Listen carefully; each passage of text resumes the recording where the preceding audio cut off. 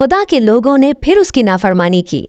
बस खुदा ने उनको 40 साल के लिए फिलिस्तियों के कब्जे में कर दिया। फिर उसने समसून नाम एक शख्स को उनकी आजादी के लिए चुना।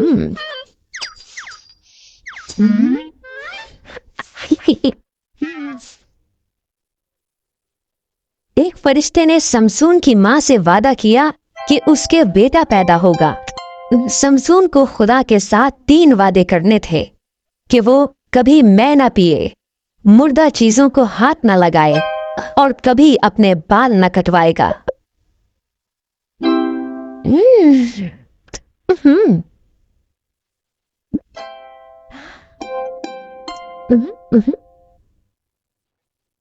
खुदा ने समसून को बहुत ताकतवर बनाया। उसने एक शेर को मारा और शहद की मक्खियों ने उसके पिंजर में छत्ता बना लिया। समसून ने खुदा के हुक्म को तोड़ते हुए मुर्दा शेर को हाथ लगाया, बल्कि शहद भी खाया। समसून दलैला नामी एक औरत से मोहब्बत करने लगा।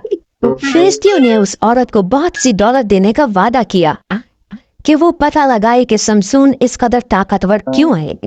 वो बार बार उससे पूछती रही।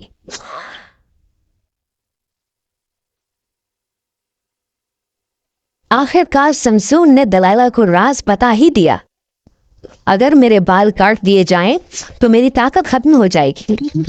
बस जब वो सो रहा था तो दलाइला ने एक आदमी को बुलवाया और उसके बाल काट दिए, जिससे समसून की ताकत उससे चली गई। जब फिलिस्ती आए तो उन्होंने आसानी से समसून को पकड़ लिया। उन्होंने उसकी आंखें निकाल दी और उसे कैद में डाल दिया, जहां वो चक्की पीसता था।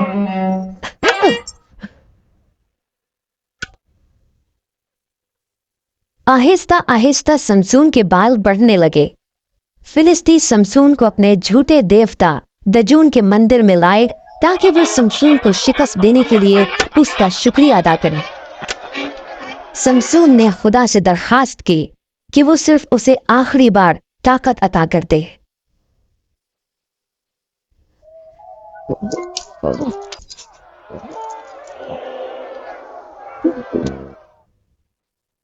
समसून 2 सुतूनों के दरमियान खड़ा हो गया और उन्हें जोर से धकेला। मंदिर गिर गया। तमाम फिलिस्ती और उनके साथ समसून भी मर गए। समसून ने तो अपने वादे पूरे न किए, मगर खुदा ने किए।